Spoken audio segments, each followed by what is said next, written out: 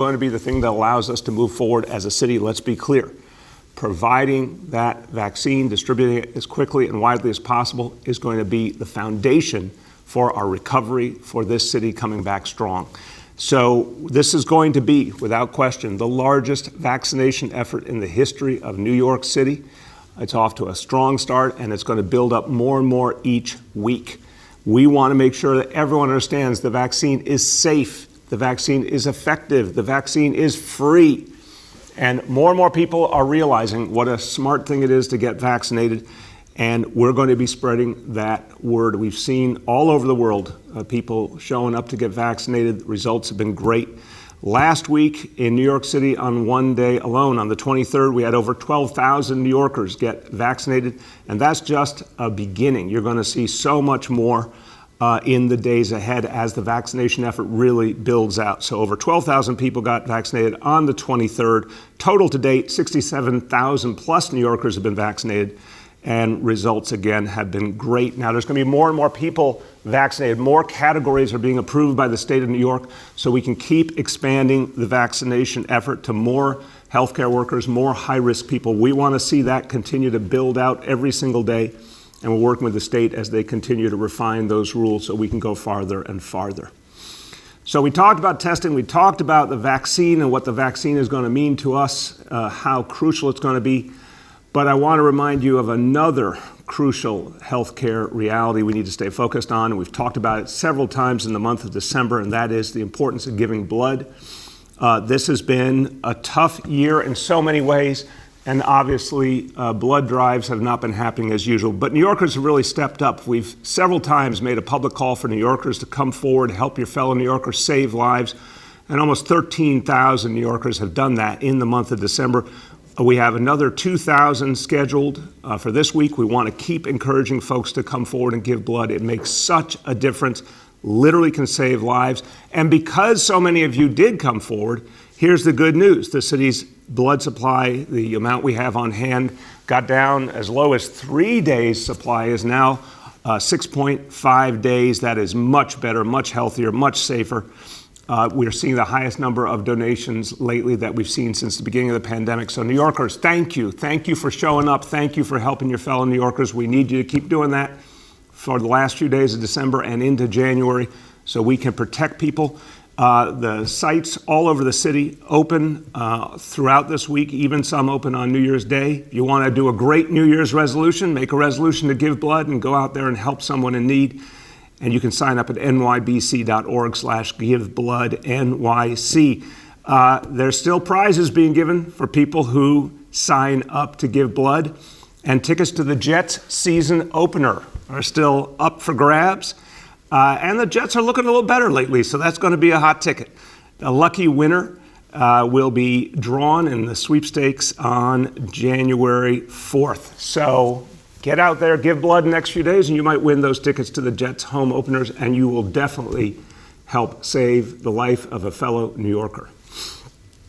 Okay, now I said all the things we're doing are going to help us recover as a city, come back strong. The vaccination effort leading the way, that's going to be the game changer. New York City is going to recover. And we're going to recover because of the amazing spirit, the ingenuity, the drive, the entrepreneurship that is just part of the DNA of this place. And that's particularly true when it comes to our local small businesses, our mom and pop stores, the businesses people built with their own hands, family businesses that make such a difference. We want to keep helping our local businesses in every way possible. So our open storefronts program has been a key new innovation to give people the opportunity to sell their wares out on the street, where a lot of people feel, of course, more comfortable shopping at this moment. I'm going to sign an executive order today extending the open storefronts program through September 30th, 2021. And we're going to add stores and restaurants that sell prepackaged foods. We want to allow restaurants and other food stores to get out there and make their products available for takeout right out there on the sidewalk. And we think that's going to help them as they continue to fight to survive in this tough environment. So here to give you an update on why this is important, how it's going to work, our Small Business Services Commissioner, John L. Doris. Thank you, Mr. Mayor. I'm excited to join you once again to announce the extension of this program. Our small business has been doing everything they can throughout this year to stay afloat, to survive, and we've been there there with them all along. It's reinforced, this pandemic, direct connection to public health and our economy. We had to reimagine the way that we look at our public spaces. How can we engage our small businesses, our community, the customers, to make our city come back stronger than ever? So the extension of the Open Storefronts program will help our small businesses survive this pandemic. It allows, as the mayor mentioned, the prepackaged food for outdoors, helping restaurants, the 10,000 plus restaurants we have in our program, to participate in the Open Storefronts program, and the new feature of the Open Storefronts program, allowing the use of sidewalk for restaurants to take outdoor operations, and also allow them to do takeout from that particular location. This is fantastic news for our small businesses, particularly small business advocates, our BIDs, our chambers of commerces, and so many that we've been working with throughout the year as they brought this to our attention. Look, what we've done so far for these businesses, we have done educational training, seminars, reaching out to the 27,000 restaurants. We have also 220,000 small businesses we contact every single week, our interagency webinars that we do, and the like. And so, look, we'll continue to do those. We'll make sure that small businesses know what's here for them, the resources they have, particularly this particular program, which, again, is vital to our survival of our small businesses. But we all have to play our part. And every time I have an opportunity, every time I get a chance, I want to remind New Yorkers to shop your city. This campaign is so important. We want you to engage your local businesses. We want you to go out and speak to them and talk to them about what it means to have their support. We need that right now more than ever. And so we want to remind everyone to shop your city and to go and do your part. But also we know we can't do it alone. We did have a federal stimulus, the PPP program that came through, $284 million for small businesses. And we're going to help our small businesses connect to that funding. But we need more from our federal government. We did not get any funding for state and local governments, which means we could have done so much more and do some creative things. But we need them to also pass the Restaurant Act to help us as we do creative things now. We need them to do more. And also complete forgiveness, particularly for those businesses in New York City, 87% of them who received $150,000 in those programs or less. So look, the extension of this Open Storefronts program is a breath of fresh air for our small business community, but also it will bring revitalization that we're looking, the resurgence of our city to come back stronger and better than ever. So if you're interested as a small business out there to join this program, you can go to nyc.gov/open storefronts. And as always, if you need to contact SBS, you can by calling 888-SBS4-NYC. We've already received over 50,000 calls helping small businesses during this critical time, and we'll be there for them going forward. Mr. Mayor, thank you so much. And everyone, please remember to shop your city. Well said. Thank you, Commissioner. It's 888-SBS4-NYC. That's right, sir. And everyone, small business owners out there, if you need help accessing those new PPP programs in the federal government or any help, Small Business Services is here for you. They can tailor-make solutions. They can find you help of all sorts of different kinds. Thank you, Commissioner, to you and your team. I know this has been a labor of love for you. And everyone, thank you. Anyone who went shopping locally at the holiday season and focused on small businesses and neighborhood businesses, thank you. Thank you. It made a big difference. And please just keep doing that throughout the year. So now with the Open Storefronts initiative extended and it's going to be available to the food stores and the restaurants, it's going to be even easier to shop and get the things you need in your neighborhood in a healthy way. I want to encourage everyone to do that. And with that, we are going to sign right now. I'm going to sign this executive order to extend the Open Storefronts program.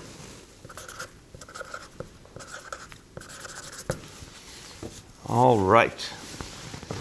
Now, I want to focus us on this concept of what we can do to keep money in our own communities here in the neighborhoods of New York City. I want to focus us on what it means to help each other in this really difficult moment.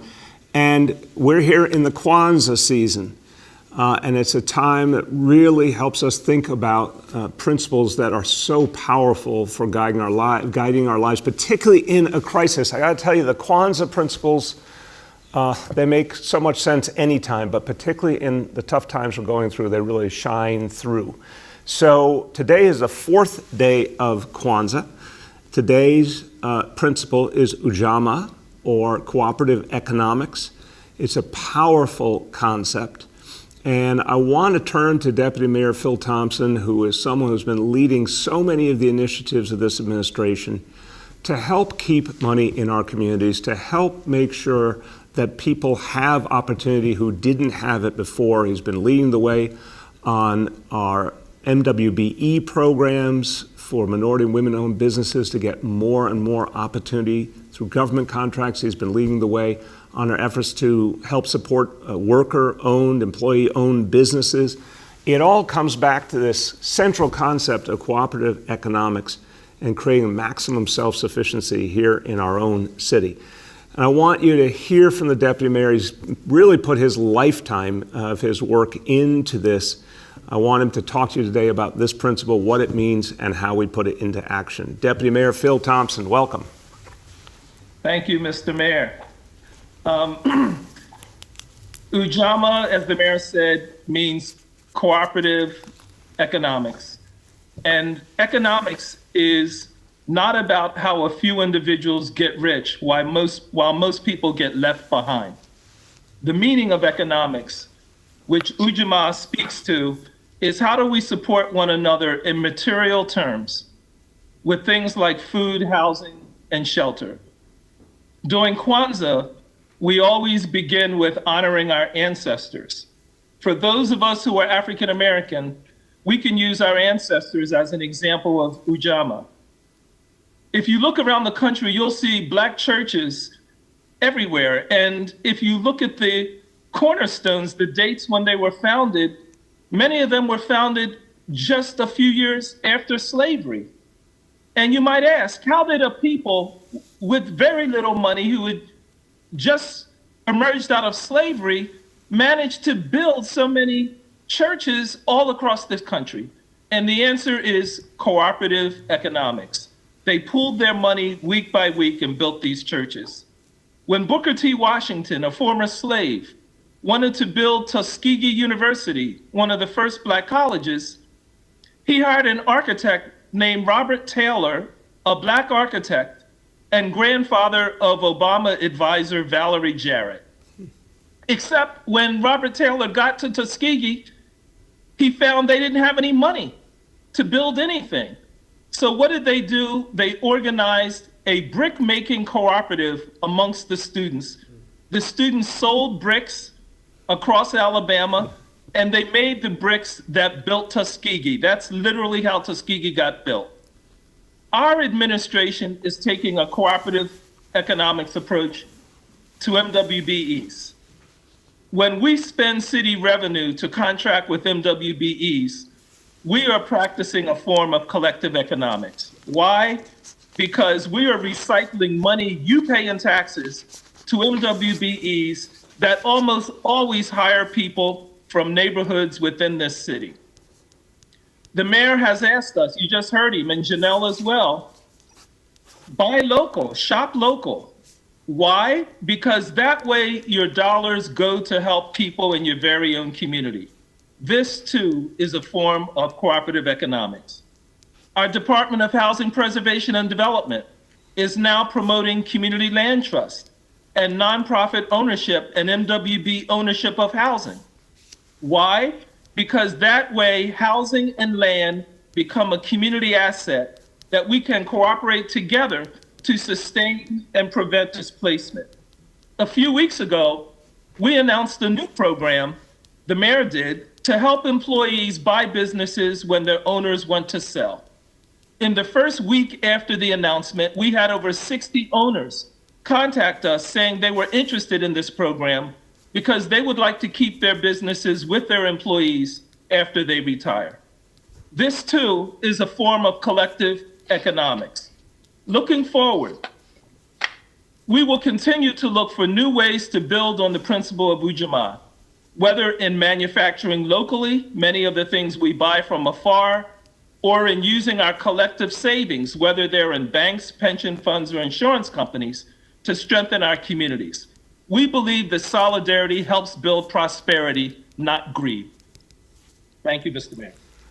Wonderful. Deputy Mayor Phil Thompson, I always am spellbound when you give us a sense of the history and the bigger picture. And I know now why you have been such a beloved professor in your work at MIT before you came to us, because you immediately bring everyone into a deeper understanding. So really appreciate you giving us that insight and wrapping the pieces together. And again, for everyone, the principles of Kwanzaa are ringing through so clearly right now as we face this crisis and overcome this crisis. And thank you for putting it all into perspective, Deputy Mayor. Now, thank you, sir. Thank you. So let me do one more topic here, and it plays right off of that, and it's about the fact that in this really painful, difficult year, 2020, people created things that they didn't think of before, that they didn't even know they could do before. We saw incredible strength. We saw incredible cooperation. We saw incredible ingenuity all over the city. Our healthcare heroes, of course, the way small businesses helped each other out. So many people came forward in a spirit of charity and supported their fellow New Yorkers. That's what we've seen throughout 2020. That's what gives me so much faith in 2021 and the years beyond. The way New Yorkers handled 2020 really tells you everything you need to know about our people and our city. We also innovated right here at City Hall. We talked about the open storefronts program, obviously, open restaurants, open streets, whole new ways of doing things. And there's got to be a lot more like that going forward, because we found in crisis solutions that ideally we would have figured out when there wasn't a crisis, but the crisis gave us that transformative moment to do something different and better, and we need to build upon it. We also found new ways to deepen our commitment to protecting our people. And in this crisis, we know so many people were trying to figure out a way to keep things going, find a way to keep their employment going, find a way to get around that they felt was safe. More and more people, of course, turned to cycling as an option. And one of the things that we focused on this year was creating protected bike lanes to really ensure that New Yorkers could cycle about the city in the safest way possible. I'm happy to tell you we have a record number of new protected bike lanes this year. This year in all 5 boroughs, we built 28 miles of protected bike lanes. That is just in the year 2020. And now with that achievement, combining with what was done previously, 133 miles of protected bike lanes that we've built in the last 7 years of this administration. So this city continues to evolve and change. There's so much that we can do to make it a better city going forward. And we're going to be talking a lot about this in the coming weeks. The future of New York City. Again, we're not going back to a status quo. We are going forward to something better, something more sustainable, something more inclusive, something that will really help this city to grow together. That's what we'll be focused on as we enter into 2021 and this city rebuilds and recovers. With that, let me turn to our indicators for the day. And I want to say up front, the indicators are a little unusual because we obviously had different patterns of testing because of the holidays. So the numbers, we've got a caution from the Department of Health. We should take these numbers with a grain of salt because they don't necessarily reflect the same trends as when we see more regular testing. But let me go over the numbers. Number 1, daily number of people admitted to New York City hospitals for suspected COVID-19. Today's report, 182 patients. Again, we want to be under 200. So I'm glad it's under 200. We want to drive that number down a lot. And here's another reason why. Hospitalization rate per 100,000 people, 3.93%. Very much too high. We want to get that under 2. I always do that wrong. 3.93 people per 100,000. We want to get that under 2. Number 2, daily number of cases for COVID-19 on the 7-day average. Today's number, 3,390, very high number. We want to get under 550, obviously a long way to go to bring that back. And number 3, Current testing indicator, 7-day rolling average, again affected by the unusual testing patterns the last few days, but 7.45% is the number. Goal is to get back under 5% and go lower again. Let me say a few words in Spanish. Nuestra ciudad se va a recuperar mucho más rápido si nuestros pequeños negocios están cada día más fuertes. Hoy se firmó la orden ejecutiva para extender el programa que ofrece espacio público a los pequeños negocios. Vamos a seguir creando más oportunidades y vamos a mostrar al mundo cómo se recupera la ciudad más grande de América. With that, let's turn to our colleagues in the media, and please let me know the name and outlet of each journalist. Hi all, we'll now begin our Q&A. With us today is Small Business Commissioner Janelle Doris, Deputy Mayor Phil Thompson, Health Commissioner Dr. Dave Chachki, and Senior Advisor Dr. Jay Verma. With that, we'll go to Ayana from Pix 11. Good morning, Mayor. How are you? Good, Ayana. How you doing today? I'm doing really, really well. Would love to hear some details on the plan and timing to get the COVID-19 vaccine to members of the NYPD. Ayana, let me start and I'll turn to Commissioner Dave Chachki. We want to continue to build out the vaccination effort rapidly. Now, this is something we do based on the state guidelines, and we're in constant communication with the state about it. I think the more we can build out those priorities so that we can get to more and more people, the better. Right now, of course, the first focus has been on frontline healthcare workers and on folks in nursing homes and who work in nursing homes, and that's the right priority. But I want to see us get to our first responders as quickly as possible. So we're waiting for that state guidance to be clarified, and as soon as it is, we'll get that effort underway. Dr. Chachki, you want to add? Sir, you covered all of the high points. We do have state guidance with respect to healthcare workers and nursing home staff and residents for this week as well as next week. And as soon as there is additional state guidance elaborated, we'll be ready to continue vaccinating other people as quickly as possible. Excellent. Go ahead, Ayana. And so once you get that state go-ahead to vaccinate NYPD officers, do you feel that there's enough of the stock of the vaccine to get them all vaccinated? So I'll turn to Dr. Chachki with simply this point that what we're finding, of course, is the more authorization we get, the more we can move our efforts quickly because the more opportunities, it's organizationally a lot easier to reach people if you always have other people you can turn to who might want the vaccine. Now, that doesn't mean everyone wants it, Ayana, to be fair. This is a voluntary effort, and some people are still not choosing at this moment to take the vaccine. I think you're going to see more and more people want it as time goes by and they see the effectiveness and the safety of the vaccine. But unquestionably, if we're given the authorization, we can move very quickly. Dr. Chachki, go ahead. Sir, that's exactly right. I'll just add that we have gotten resupplies of the vaccine early this week, meaning yesterday, and we'll continue to get some additional deliveries today and tomorrow as well. And that will help us vaccinate as many people as possible in the groups that have already been prioritized. And then we'll await further numbers from the federal government with respect to what our allotment will be for January. And I'm hopeful that for both the Pfizer and the Moderna vaccine, there will be sufficient supply for us to keep expanding as quickly as possible. Excellent. Go ahead. As a note, we're joined by Acting DOT Commissioner Margaret Forgione, but next we'll go to Henry from Bloomberg. Mr. Mayor, how are you doing today? Happy New Year. Happy New Year, Henry. It's almost here. Our dreams are about to be realized. It's going to be a better year for you. Well, that's for sure. Better year for all of us, brother. Okay, man.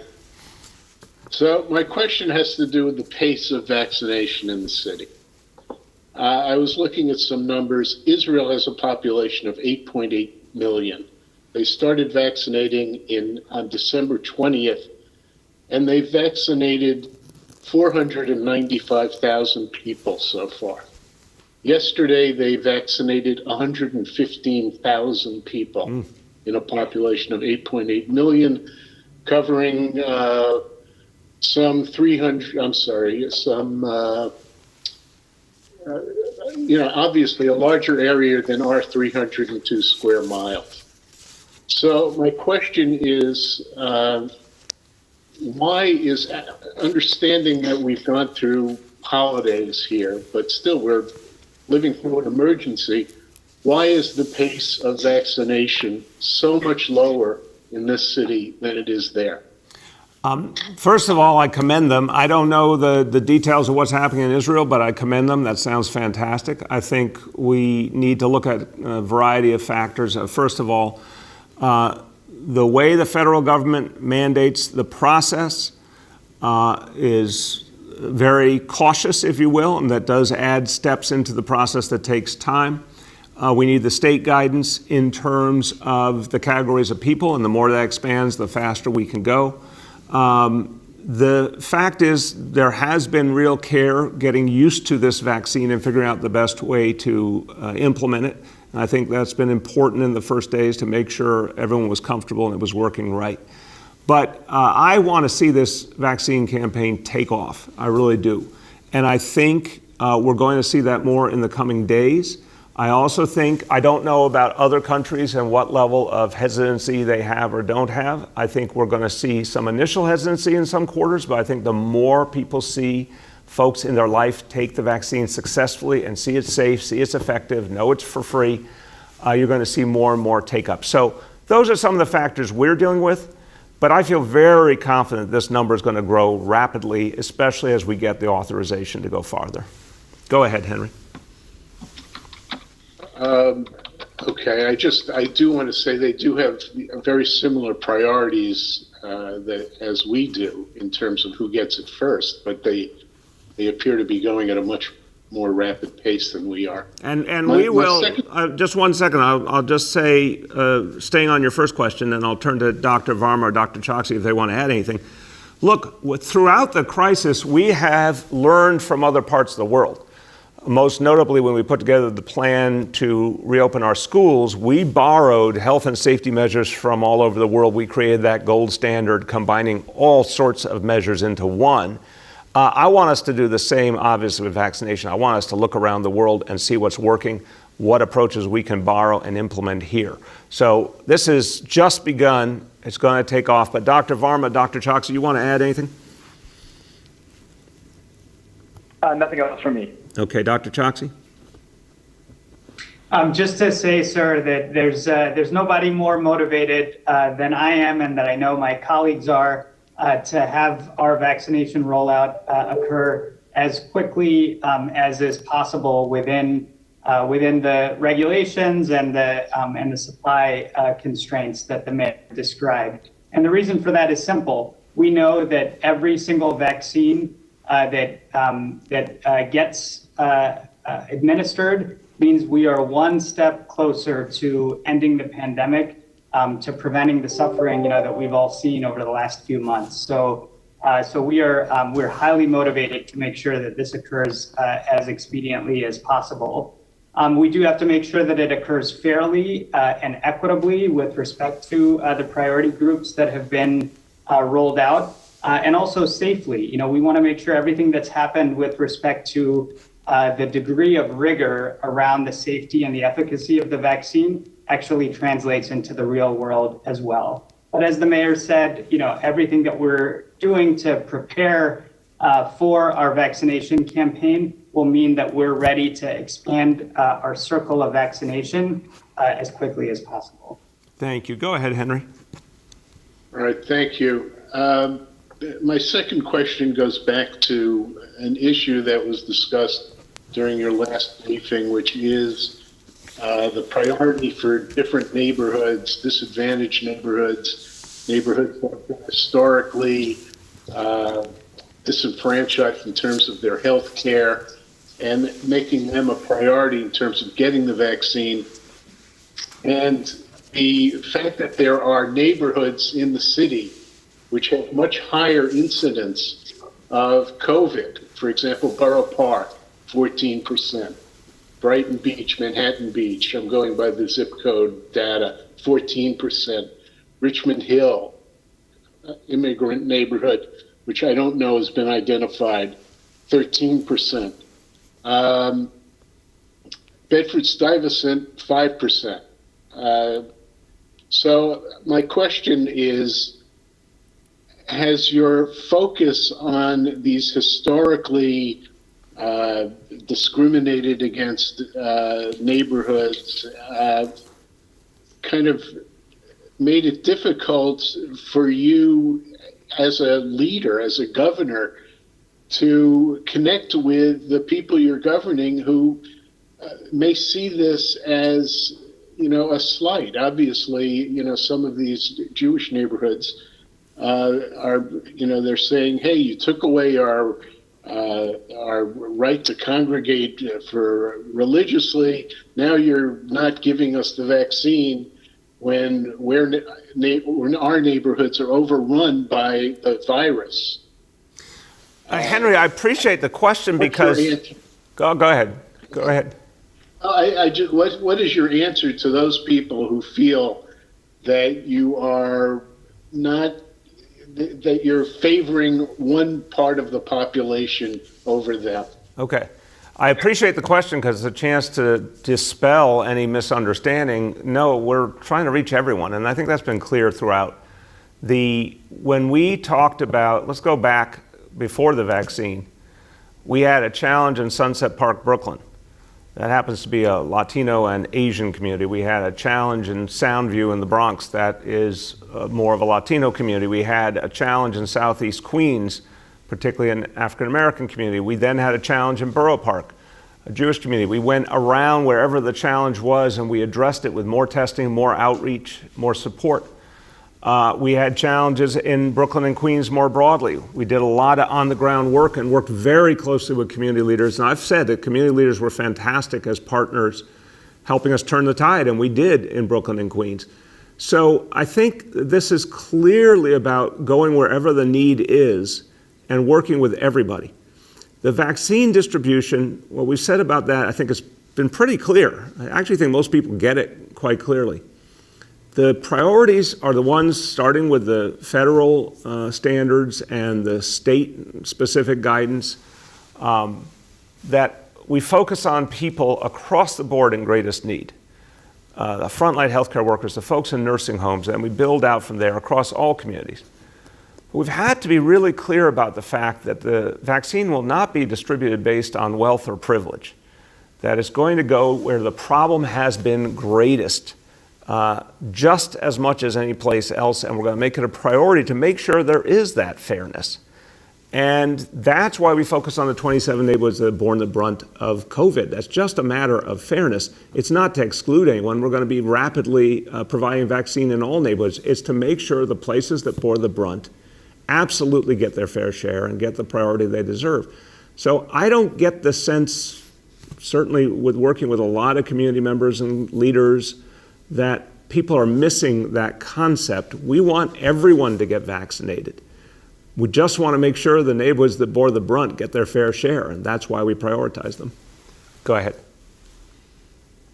Next is Andrew from WNBC. Good morning, Mr. Mayor and everyone on the call. My question to you about the vaccination pace is, what do you say to an 85 or a 90-year-old person who's at home, who's been told they've been prioritized, but they're feeling very anxious because they don't have specific guidance about what to do next? I know Dr. Choksi said maybe a week or two ago that they can reach out to their doctor because eventually that might be the point of service. But do you have any specific advice to the huge elderly population about what they should be doing right now about getting a vaccine?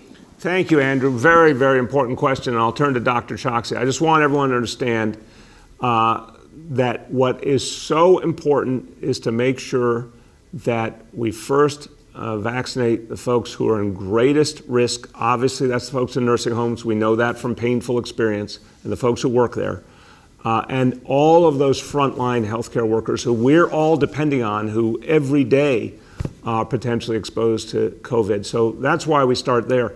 But clearly, in a matter of weeks, we'll be in a position to start reaching older New Yorkers who certainly are vulnerable, and we want them to get that vaccine as quickly as possible. We're going to keep telling them it's safe and it's effective and it's free, and when that time comes, we're going to be constantly making clear how you get it. But I think you're right to say we better start laying that groundwork now. So Dr. Choksi, you can start laying that groundwork now for older New Yorkers who are not yet in the priority categories, waiting for that to happen in January, February. Help them understand what they should be doing now to get information and get prepared. Yes, well, first, let me just acknowledge, I certainly understand the concern just from the human perspective. As a doctor who has cared for many of our seniors here in New York, I understand the anxiety, the anticipation about getting a vaccination now that we do have safe and effective vaccines available, and we want to get them to our seniors as quickly as is possible. I would just add a couple of other points here. First is that, as the mayor has mentioned, we are rolling out vaccination in our nursing homes already. New York City was at the very front of the line with respect to activating the national pharmacy program to begin vaccinating both residents and staff in our long-term care facilities, including nursing homes. That started last week ahead of most other places around the rest of the country. And that's something that brings me just a profound sense of hope that we will be able to start averting the suffering that we've seen in many of those places as quickly as possible. To the question about what people who are older New Yorkers and are at home right now should be doing during this time, I encourage you to make sure that everyone is up to speed about the facts around the vaccine. Get your questions answered so that when the vaccine does become available more broadly, you'll know where to go. You'll have a list of things that you may want to discuss with your doctor already checked off, and you're prepared to get the vaccine as soon as it's available. The final thing that I will convey, again, out of a concern from seeing our cases and hospitalizations continuing to be at very worrisome levels, is that we all have to do our part to protect older New Yorkers until that time comes when all of them can get the protection from the vaccine. So doing all of the things that we've emphasized with our public health guidance is important, not just for ourselves, but to be able to protect our seniors in the coming weeks and months. Thank you. Go ahead, Andrew. Has to do with the 7-day positivity. The numbers are above 7% now pretty consistently, and we haven't even factored in the post-Christmas gathering surge. How concerned are you that number will be above 9% and that essentially schools will not be able to reopen in person? I think I heard you. You were breaking up a little bit there, but I think I got the question, Andrew. Look, obviously, everyone's watching, and we should be watching for any effect from the holidays that will play out well into January.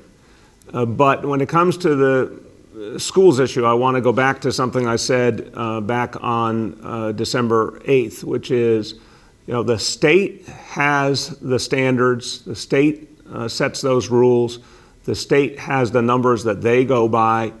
We'll be working with them. We'll be making sure to monitor what's happening every step of the way. But right now, I remain confident that with all the work that's being done, our schools are extraordinarily safe. I've got now data for you based on just in the few weeks since we reopened in December. So basically December 7th to December 23rd. Almost 100,000 tests taken at New York City schools. Positivity rate, students, staff, everyone combined, based on 100,000 tests, 0.68%.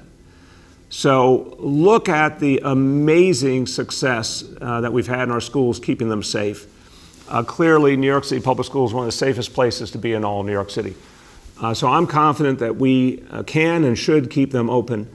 But again, the state will make that ultimate decision based on state data and state standards. Go ahead. Next is Sydney from Gothamist.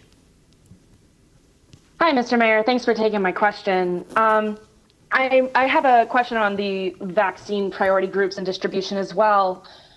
Just with the expected groups to be people who are at high risk of COVID or older people, I'm wondering, do we know what health conditions put someone at risk to be considered in a priority group? And the CDC recently set their advisory guidelines as an older person, meaning 75 and older. How does that play out at the city level? And is the city waiting on guidance from the state to answer those questions specifically? We turn to Dr. Choksi. Thank you, Mr. Mayor, and thank you for these important questions. Let me start with the first one, which is what are the underlying health conditions that put someone at greater risk from COVID-19 and particularly from severe outcomes related to COVID-19. We do now have a fair amount of scientific evidence that has shown that people who do have chronic health conditions, these are things like cancer, chronic kidney disease, diabetes, emphysema, heart conditions, sickle cell disease.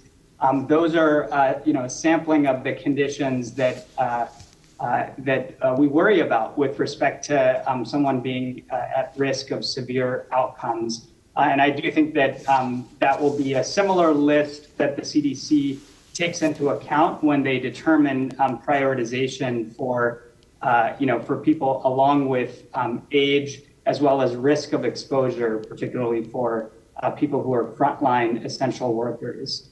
And then the second part of your question is, as you mentioned, the CDC did issue some recommendations with respect to what's called Phase 1B, so the second part of Phase 1 in terms of prioritization, and that included older adults above the age of 75.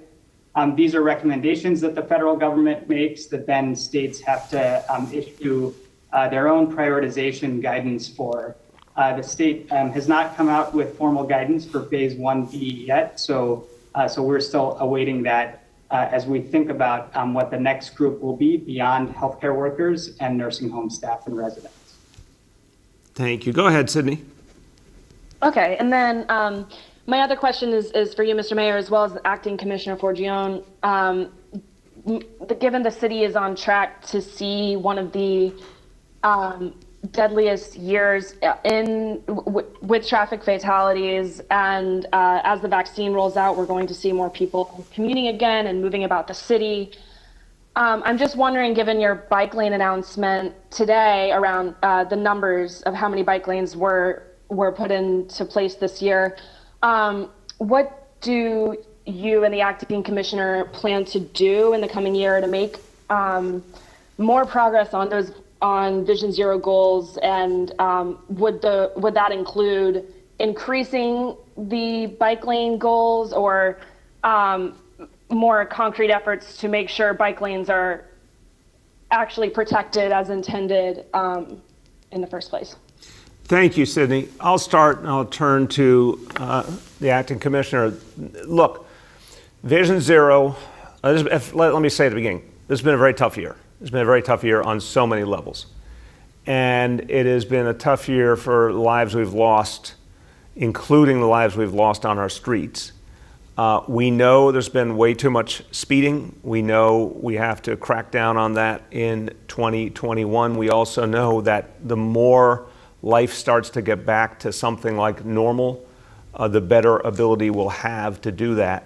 But it's also, to me, a call to arms that Vision Zero needs to keep expanding rapidly on every front, whether it's protected bike lanes or any type of bike lane, whether it's enforcement, whether it's the speed cameras. And obviously, we're going to fight in Albany to get that expansion of the timing of the speed cameras. That's absolutely crucial. That's one of the things that's going to save lives the most. So we have a very aggressive Vision Zero agenda for 2021. Specifics will be forthcoming, obviously, but I can tell you it's going to be a high priority. Commissioner, go ahead. Thank you, Mr. Mayor. As the mayor said, this was a very bad year for Vision Zero, mainly due to the increased speeding that we saw on our roadways with the reduced traffic. So next year, as the mayor has previously mentioned, we'll be working with the state legislature to look at having our cameras on 24/7. In addition, we'll be working to continue all of our life-saving projects that we have seen do result in fewer injuries and fewer fatalities. We will continue with our protected bike lane work. We hope to do a little bit more than what we've done this year, and this was our best year ever, as the mayor said. So all of these things combined, we look to next year to having much better Vision Zero numbers than we have this year. Thank you very much. Go ahead. Next, we'll go to Sean from the Daily News. Yeah, good morning, everyone. Thanks for taking the call. I hear you, Mr. Mayor, talking about some of the positive developments related to the vaccinations. I guess I wanted to ask about another aspect of the outbreak. Don't enjoy bringing this up, but I do see on the city's COVID-19 data page that the number of New Yorkers who have died from the virus surpassed 25,000 recently. The latest number appears to be 25,008. Any thoughts you can share on this? It's incredibly painful, Sean. Look, every one of these people we've lost are part of our lives, part of our families, part of our communities, and all lost to disease that about a year ago we had never even heard of. And, you know, it's shocking still. It's shocking. We can never get numb to just how horrible this has been. And I think the one thing it makes me feel in particular is resolve to protect every single New Yorker right now with this vaccine, and to make sure people know it is safe and is effective and it's going to be available widely, and we need people to get it to protect themselves and their families. I think that's the thing we can do right now to honor those we've lost. Go ahead, Sean. Yeah, thank you for that. Switching gears to Albany, the state legislature passed strengthened protections from evictions. Any comment on that? And is there anything else you want to see from Albany related to helping out New Yorkers financially with rent otherwise at this point? Yeah, I mean, look, I really want to thank the legislature for the action they took. It's very, very important. You know, folks who have no income, haven't had income for months and months, no fault of their own. If people can't pay the rent, if they just don't have the money, we cannot allow them to be put out on the street. We need to keep a roof over their heads. So I'm very, very appreciative that the legislature acted. We still need a real stimulus from Washington.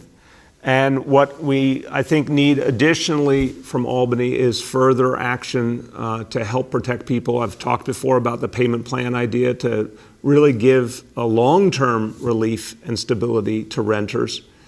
So they have the knowledge they can stay in their apartment long-term. If they can't afford to rent now, they can pay it in the future when they can. I would far prefer a true stimulus that, you know, put money directly in the hands of renters and landlords to make up everything that's happened. That wasn't any of their faults. But in the meantime, if we at least get some kind of payment plan law to make sense of the years ahead, I think that would help. And it's just always state the common sense. For those who are blessed enough to have income, pay the rent. It's so important. For those who don't, you should not be penalized. You should be allowed to stay in your home until life gets back to something more normal. And people should have the ability to stay long-term and have a payment plan that makes sense for them. Go ahead. Next is Steve from WCBS Radio. Hey, Mr. Mayor, hope you had a nice holiday. Just wanted to check, I'm about to head out to the FDNY's first vaccine at their headquarters in downtown Brooklyn. And, you know, the story a few weeks back was that the union did a survey there and found 55% of members did not want the vaccine. I know it's a kind of a thorny issue to say whether it becomes mandatory or not, but what kind of becomes the outreach and the education to make sure you get more than 45% of the FDNY vaccinated? Steve, look, I think we should really recognize, even in the last weeks, we see in people's experience with the vaccine very favorable outcomes. We see the word of mouth impact as people talk to the people in their lives about the experience they have with the vaccine, that more and more folks are reassured.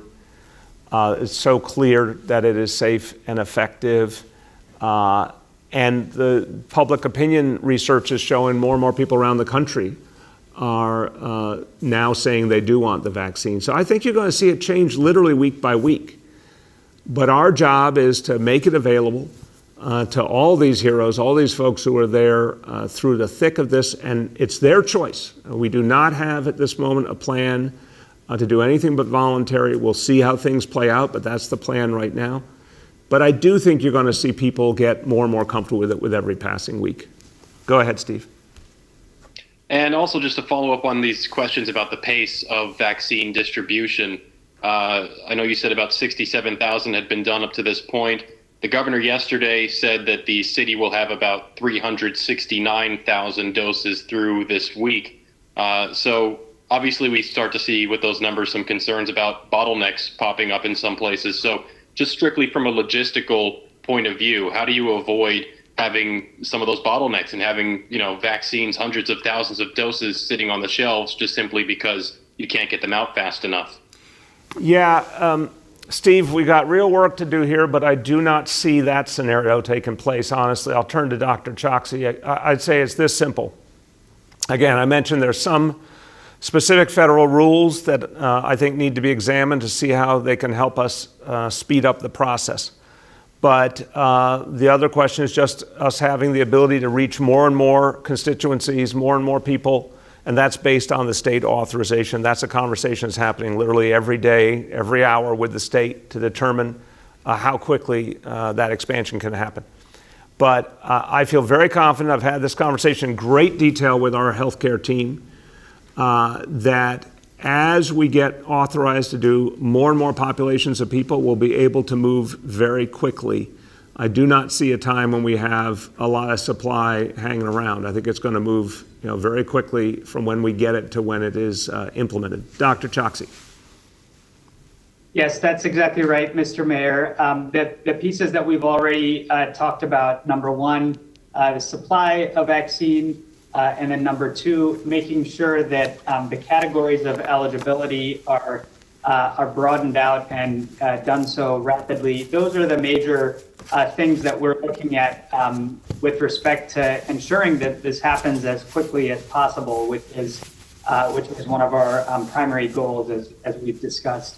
The one other element to this that I do want to mention, particularly here in the early weeks, is that it's important to realize that the different access points for vaccination are all coming online in a phased way.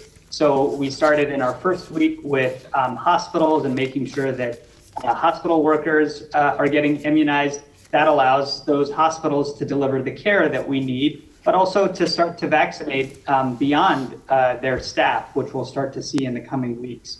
Similarly, last week, community health centers, known as federally qualified health centers, started vaccinating their own staff.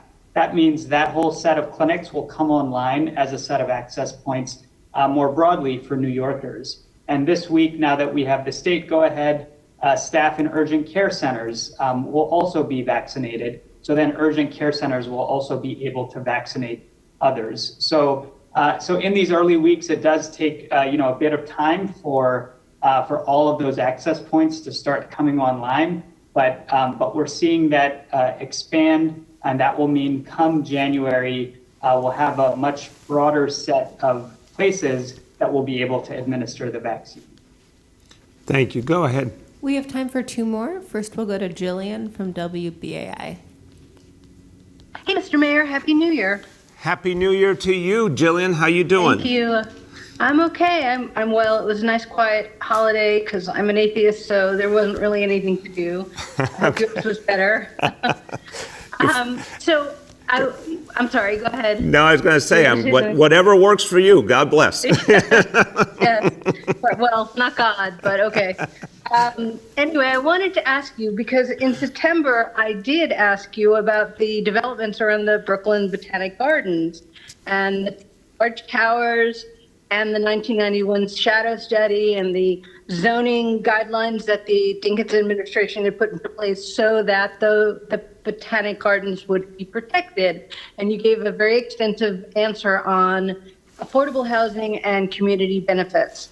And then you came out and said you're against the large tower, the 960 Franklin, I believe, yeah, the 960 Franklin Avenue tower. And so I wanted to know what went into changing your mind.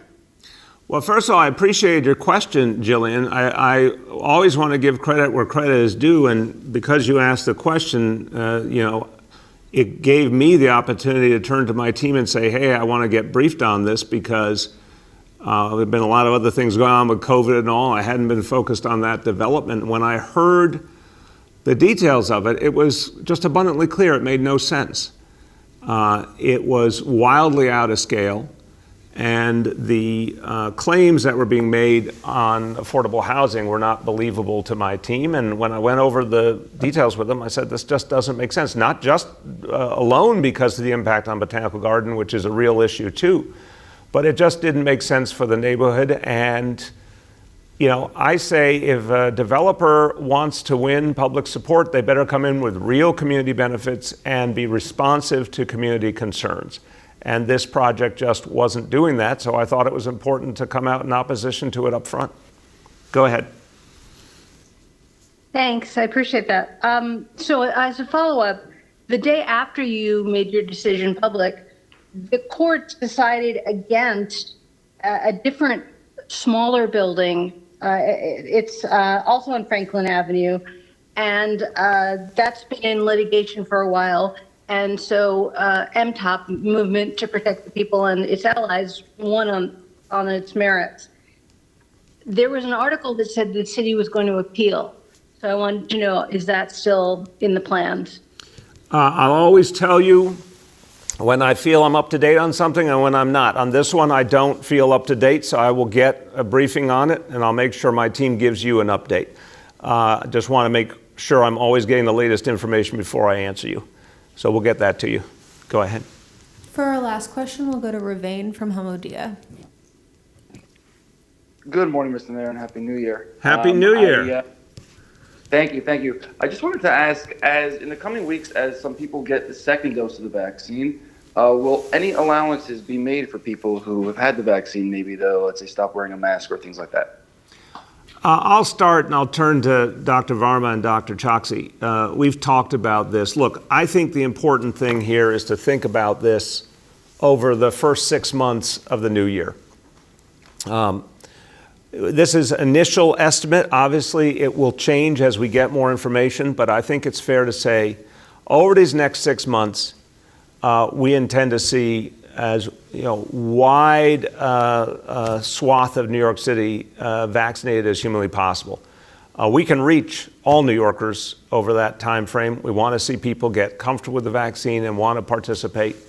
But I think to say, that 6 months window is what makes sense. And during that 6 months to realize that while more and more people are getting vaccinated, there's still going to be a lot of people who are not yet vaccinated. The threat of the disease is very real.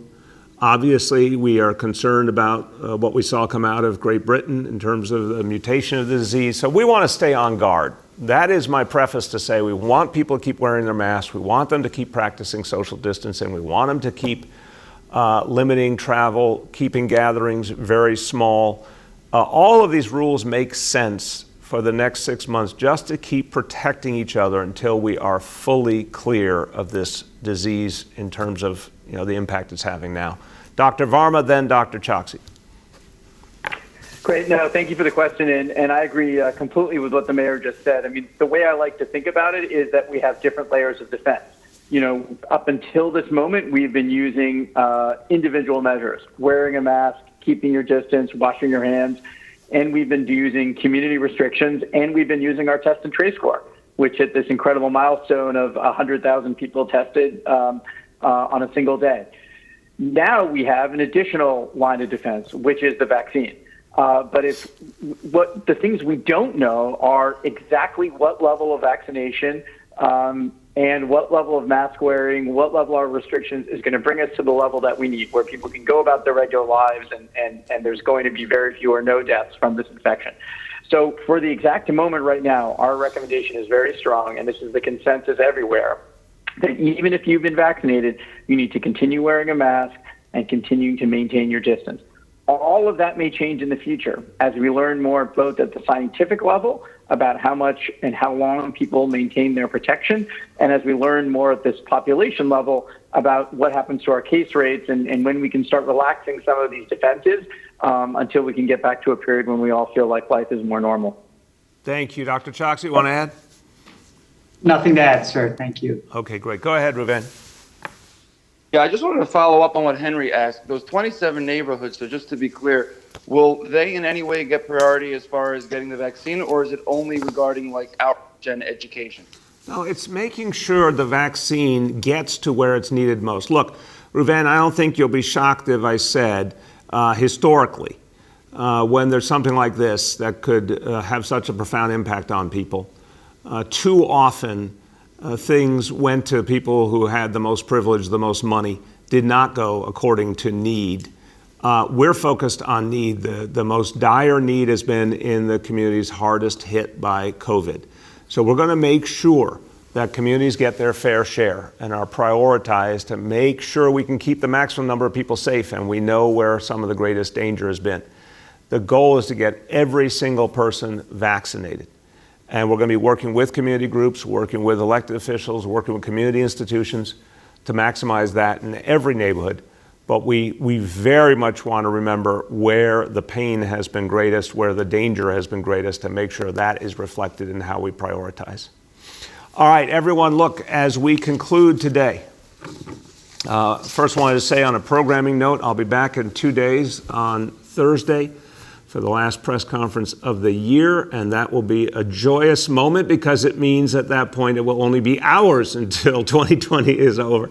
But look, I hope you're feeling what I'm feeling. We're going to turn the page on this godforsaken year. We're going to move forward. There is so much possibility ahead for this extraordinary city, for the people who have been heroic this year, fighting back COVID. Next year is going to be the year of recovery and rebirth and renaissance. It's coming. So I'll see you again one more time this year, and we'll start the countdown then as we get ready to say goodbye to 2020. Thanks, everyone.